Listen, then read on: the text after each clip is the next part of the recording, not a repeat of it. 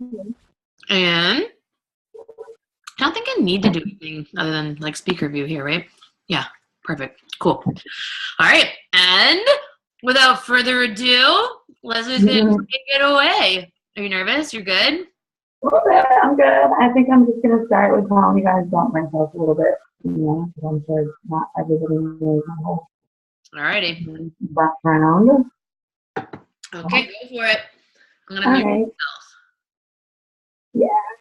But, awesome. I'm going to see if I can see everybody. Hey, you know what? You do sound a little, like broken up. Now, when you lean in, though, it didn't sound as bad. Maybe if you had headphones. Do you have headphones? I do. Try it with headphones real quick. We've got time. All right, give me a sec. It's upstairs. I'll be right back. No worries. It might make it more clear. Yeah. In the meantime, I'm going to mute all and then go and unmute her. Seems like a delay. And then I'll have to mute myself. But it should be better that way.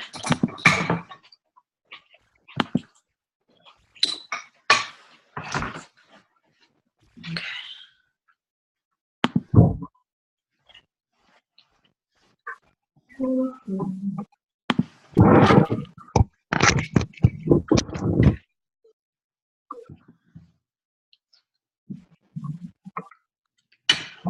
Any better? Is better? You're good. Let's just go with it. That's good enough. Okay. All right.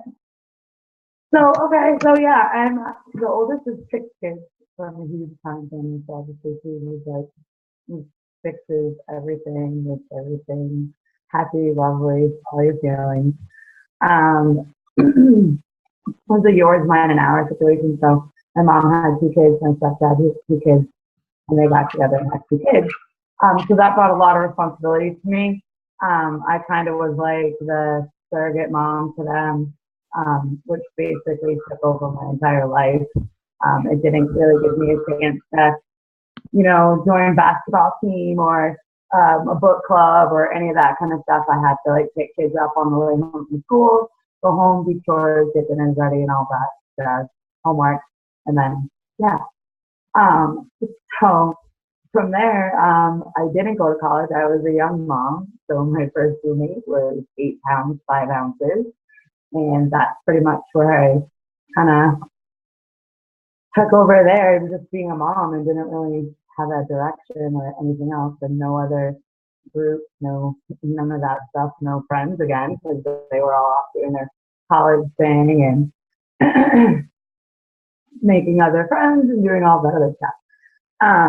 And then, so Megan, my coach, actually enters our life, and she was always kind of a fit girl, and I kind of like really hit it off with her. And we started working out in like 2007 after years of sort of yo-yo dieting and weight loss here and there and gaining and all that and everything else. And then she gets pregnant with my nephew after we have this great little thing going on, and I'm like, yeah, I'm a big girl now.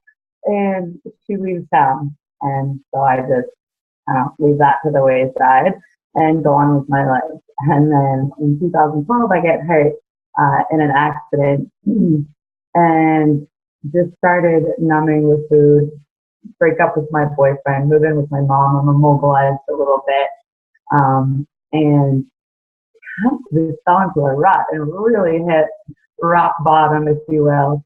And Megan shows up again with this beach body.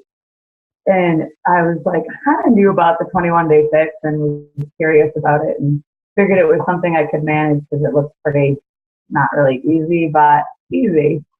And so she brings me in and she's like, this challenge group and all of this. I'm like, yeah, give me my shake, give me my DVDs. I'll just go work out. I got this. Puts me in a challenge group anyway. And I was like, wow, this is kind of neat. All these people are talking over each other and they're like, don't even know each other. And they like each other and they're cheering each other on. So I took part in that. And my first 21-day fix, I lost 12 pounds in 13 weeks. I had great results. I was so excited. I loved the challenge group. I totally took to it. I couldn't wait to get home from work and check in with everybody and see if they had done their workouts and all their container counts. And we had our little system, the way that we communicated. And it was just like a light bulb kind of went off for me. I'm like, oh, this is so awesome. This is great. Sorry, guys. Definitely nervous to move back here. um, so, yeah, she says I should start to coach. And I'm like, I don't really know what coaching is, but I'll give it a try. She thinks that I can help some people and make some money to get these things paid for. So I really like the shakes, and I was going to stay on them anyway. So I go Emerald in like 4 days, which is kind of cool, but I didn't really even know what that meant, like, or how it was going to affect me in any way, shape, or form. I was just like, okay, whatever. These people are cool. The challenge is fun. I'll do it too. And didn't really put a whole lot of effort into it from there. I just kind of posted haphazardly, and I was there every day working out. I loved working out. I loved my face. I was there every day on Facebook with that. But from there, I didn't really bother to use those posts. Like, I'd post and I'd get like a bunch of awesome likes. And be like, cool, look at all these likes. Didn't do anything with that. Didn't reach out to any of those people. Didn't even try to see if, any of them wanted to join my challenge group. I just let that go. The only people that I had in challenge group were people that pretty much, knocked on my door and begged me to be in the group. So we did that. I kind of stayed that way for about 2 years, give or take. And then we went to Nashville, and I saw everybody hanging out together and all these like awesome bonds that everybody had. And I was just like, wow, I really, really want to part of that. After that, we got back. I can't remember if Joan, did you announce like Diamond, the Dustin before Nashville? Or after, I can't remember when, but I put together this. It was after. It was, okay, this power hour tracking. And I printed off as many power hours as it was going to take to get to Dustin. And I put them in there. And every day I checked off all the stuff I did. And if you look through there, you'll go through and you'll see like some days it was like, I reached out to one person, or I did like 2/3 of a power hour. And then you can see when it got closer and I really, really, really wanted to go, like all the things that I did, like everything is checked off. The thing is stacked full. Their pages are covered. The backs are covered with notes and different people that I was contacting, and just working so much harder and actually putting in an effort and talking to people and inviting people and acting like I wanted to have people in my challenge groups and acting like a coach, wanting to coach people, which really is kind of the tough part for me. Once I started to find people who wanted to coach too, I was just like bored with what it would do. And then we got to Dustin, and I got to hang out with everybody and really, really bond with a lot of people and see that we were all very, very different, absolutely, which is what I was so afraid of when I missed all these different events, all those Super Saturday events that 2 times I bought tickets for Super Saturday and didn't go. Just didn't go. I don't know why. I last minute chickened out, didn't know anybody, didn't want to go.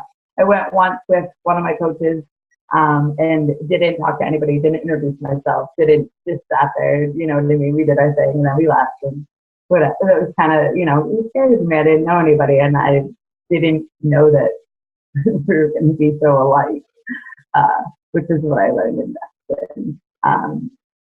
Just we're so alike, but we're also different, and that's what brings us all, together and makes us all so special. And that is the only thing that is a secret about what we do, about, being a good coach.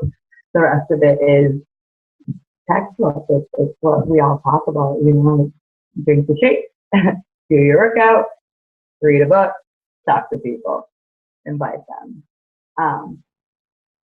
Once I decided that I wanted to go diamond, I stopped. I started being on team calls. I knew that was the most important thing I needed to do. Be on team calls, every single one. I haven't missed one since I, went all in. I have not missed a team call. I won't. They're very, very important. That's the biggest piece.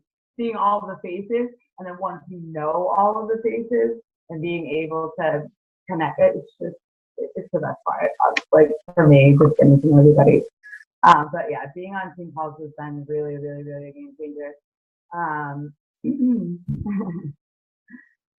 Exactly. I know. I love cheering everybody else on, typing it in the team page and seeing all the posts. Everybody doing really well, and shout out to everybody. It's such a motivator to everybody, even the little ones, even the little shout outs. It's such a motivator to everyone. But yeah, side of it were the same. And just, once I came back from Destin, that's, when I guess I turned it up a little bit, I started really like inviting every single day and really reaching out to people every single day and following up with people that, fell off or whatever, and just keep going. And the personal development, that was a big change for me too. That was another one. Doing that every day, listening to it in the car, listening to it when I'm making breakfast. Anytime I had a minute, I was listening to it. Anytime I had an extra minute, I stopped listening to the radio. I stopped, any of that. Yeah. I don't really have much. I think I really blazed through it. I'm really, really sorry.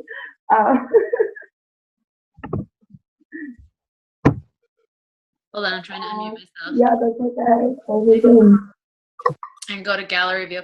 So, yeah. Guys, her story, so how long, I guess, since you decided, like from the second you decided, this is what I want, I'm going diamond, till you went diamond?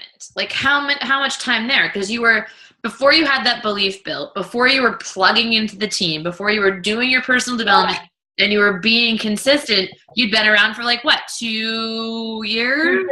And then, like close but not close, close but not close, and then.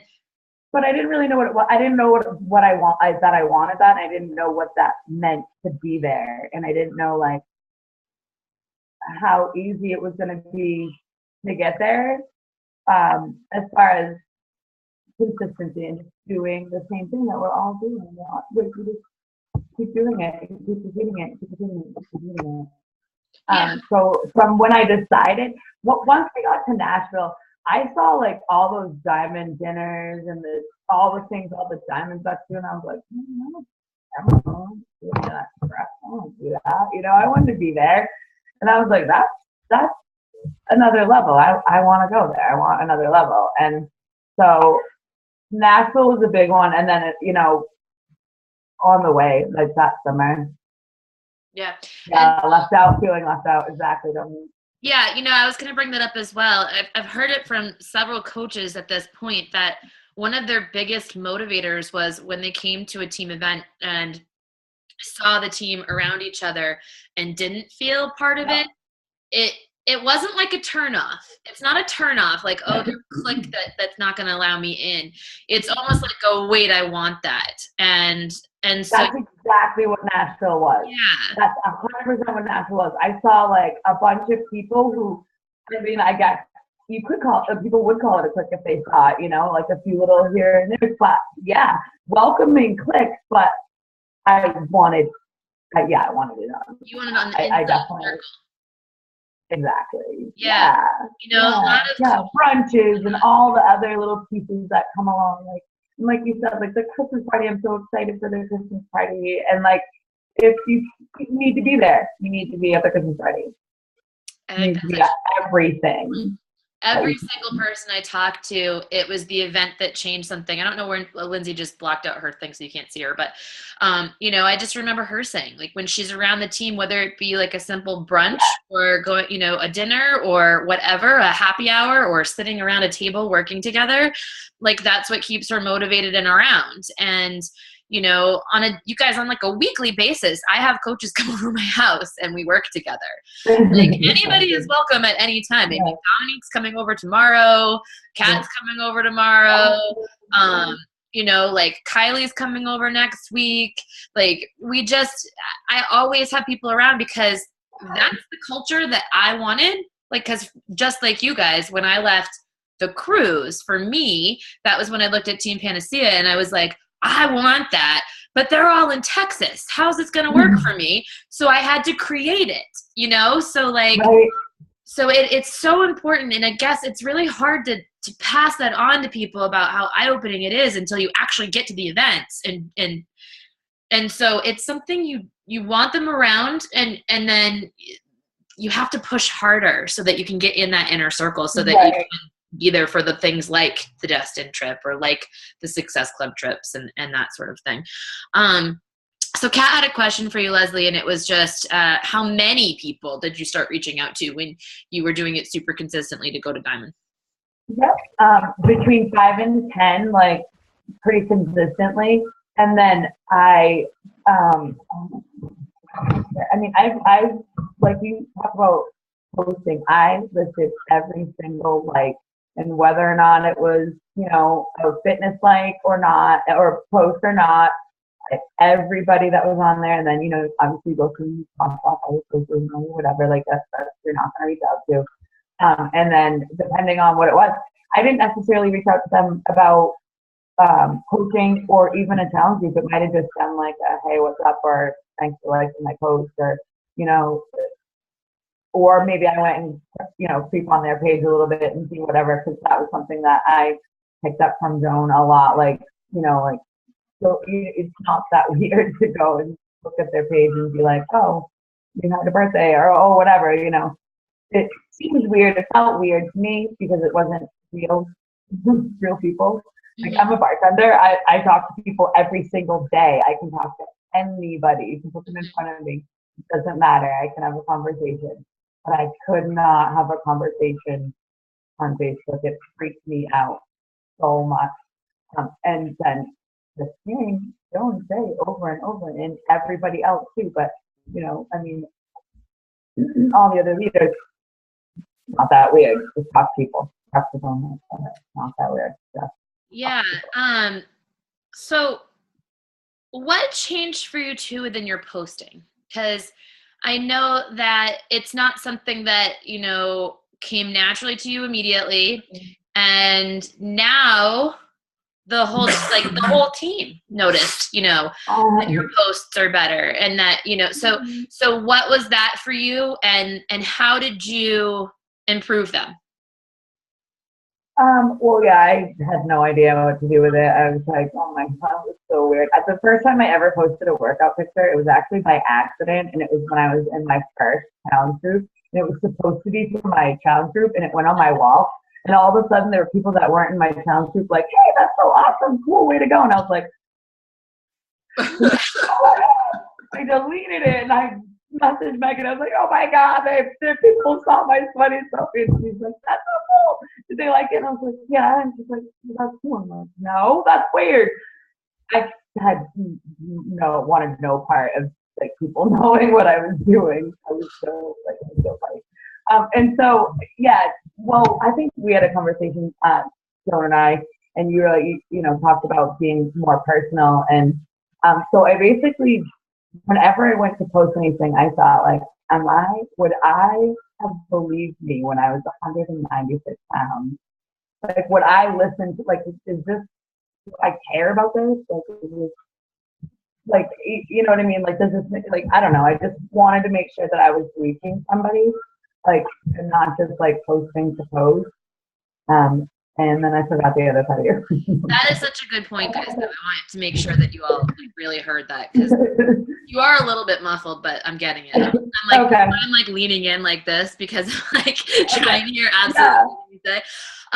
But you know, she just said she stopped just posting just to post and started posting with a purpose, thinking of the other person, you know, on the other end who's however many pounds overweight or going through whatever they're going, and would they actually give a shit, to be honest with you, about what she's posting about, would it relate to them?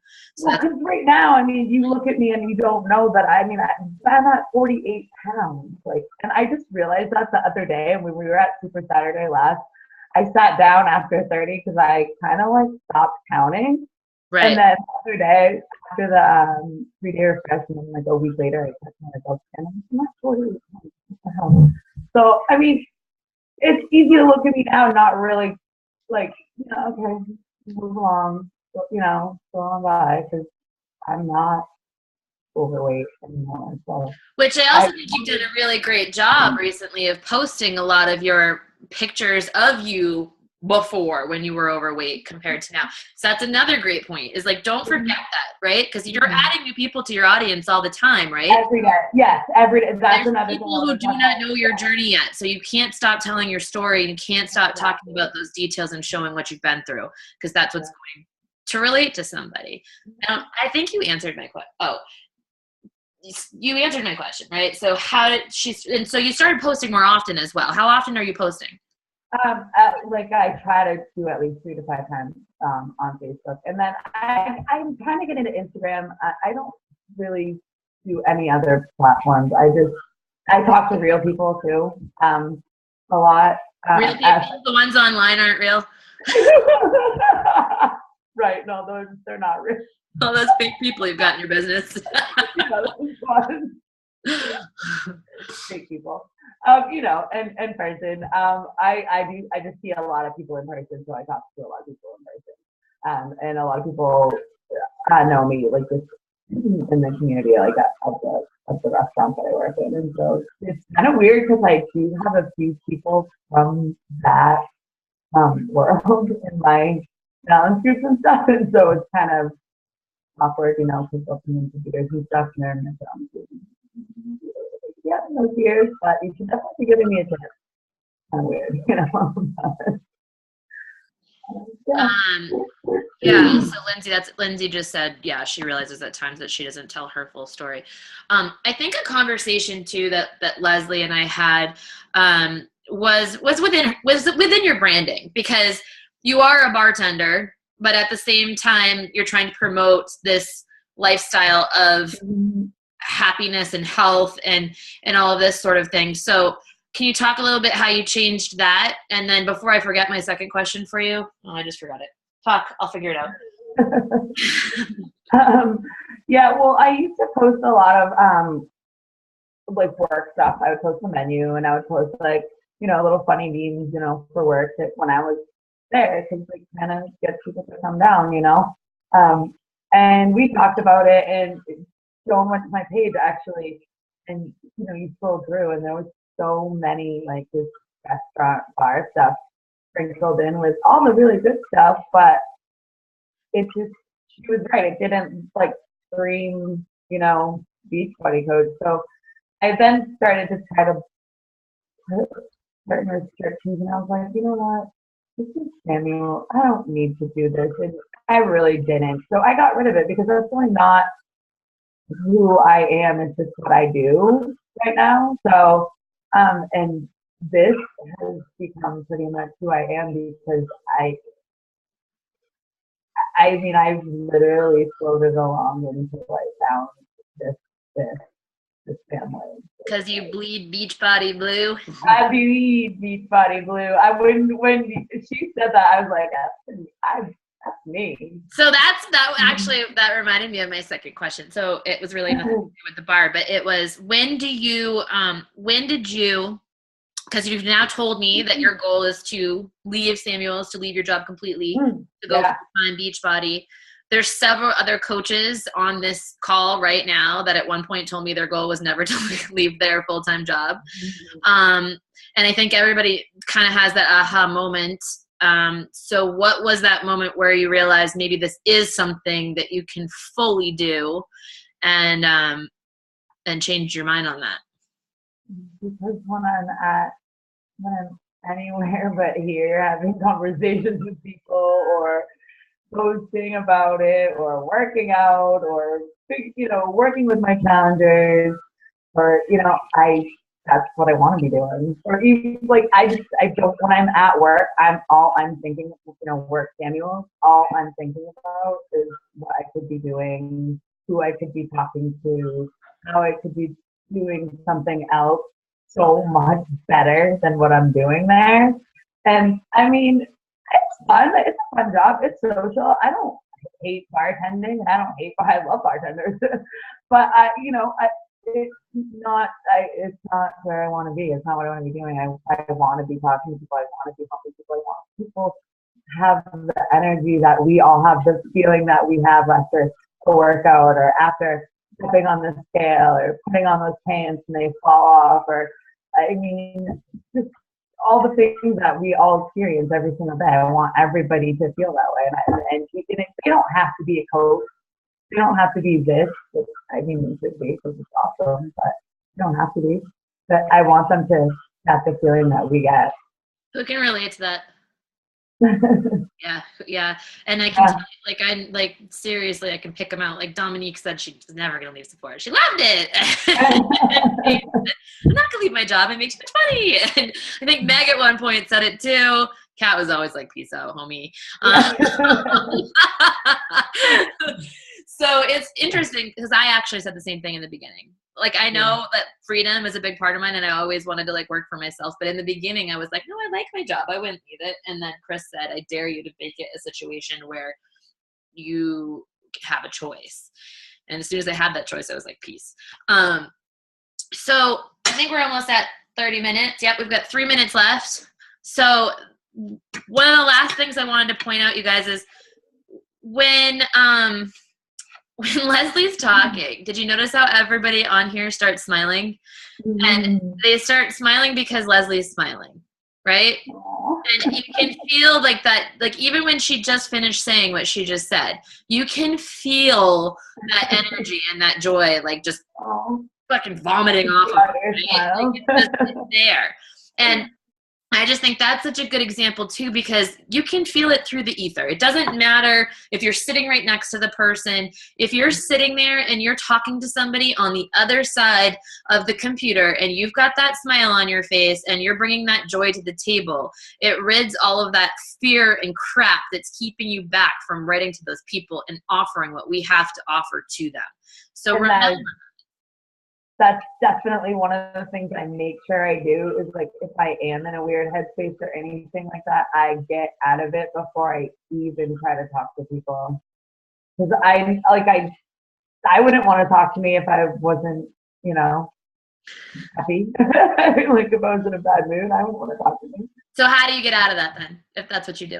Usually I'll pop in some kind of personal development of some kind, something that I'm used to that I really like. Is usually I like You're a Badass a lot. But right now I'm obsessed with compound effect. That totally rocked my world. I'm sorry. The compound effect, that really rocked my world when I read that. It made so much sense. And it was the negative side of it that made I was like, oh yeah, that too. Not just being, super positive. It's leave that negative shit. Right. If you're eating pizza and donuts every single day and soda, it's compounding in the opposite direction. Everything's always compounding. You're just using it for you or against you. And it is a really amazing book to have your coaches start with. Because I think it breaks it down and makes it so, oh yeah, I should be doing this a little bit every single day, because that's what compounds, makes it work. And it's short and sweet. It is short and sweet, and I like Darren Hardy. All right. Anything else questions-wise on here? I live in a heartbeat, smile, vomit. I'm just Kat said, just so super proud of you. Kylie said, so true. And Leslie, you have an amazing energy, lady. Kat, it makes her emotional, shocking. Mariah, I love smiling. Smiling's my favorite. Thanks for spreading the joy of us. Love you, girl. Yeah. And so, yeah, that just that contagious energy that you've had ever since you left Destin, quite frankly. It's not something that's gone unnoticed by pretty much everybody. And you guys, that's what it's all about right there, is finding the things that that really truly bring you joy, so that you're bringing it to other people. And if you're doing that, this business becomes really easy. It becomes easy because the things that you're posting are relating to people and they're like magnetized to them. And the conversations that you have are just that much better. And people are just signing up. I can tell you what, going live today on my Facebook, and if you guys haven't done that yet, you know, the people that are in the Diamond December, whatever that group is, the Diamonds to December group. I know I said it in there. Tomorrow there will be a sneak peek. If you guys want to invite people as well that are your coaches or whatever to that sneak peek that aren't in that group, you are welcome to do so. My only thing is that any person that goes into that sneak peek group has to bring at least 5 people with them into that group. And I don't care if you're a leader in the group or not. Bring 5 people at least with you. And you had an assignment, which one was to either put up a post tonight about the sneak peek coming up, or 2, go live. And you guys, I decided to go live, which was fucking scary, just to go live talking about a sneak peek. And I did it because I looked at Ryan today and I was like, you know what? I used to be super freaking unapologetic about this business and what I was doing with it and posting about it all goddamn day. And I stopped doing that for some freaking reason. And I was like, so I'm doing it again. And I jumped on there and I literally signed a coach. She didn't even get in the sneak peek. She just signed. So there's that. so if you feel comfortable, I would suggest, or even if you feel uncomfortable, actually, if you feel uncomfortable, I say do it even more. But jump on there. Do a live video on Facebook, name it something catchy, you know, like something like "You're Not Invited" would be good. Or like people be like, what? But, you know, and tell them what you're looking for. Tell them where you started, what coaching has done for you, and who you are looking to have on your team and who you are not looking to have on your team. And there is a sneak peek tomorrow. And if they fit what you are looking for, they are more than welcome and to let you know, and you will add them in.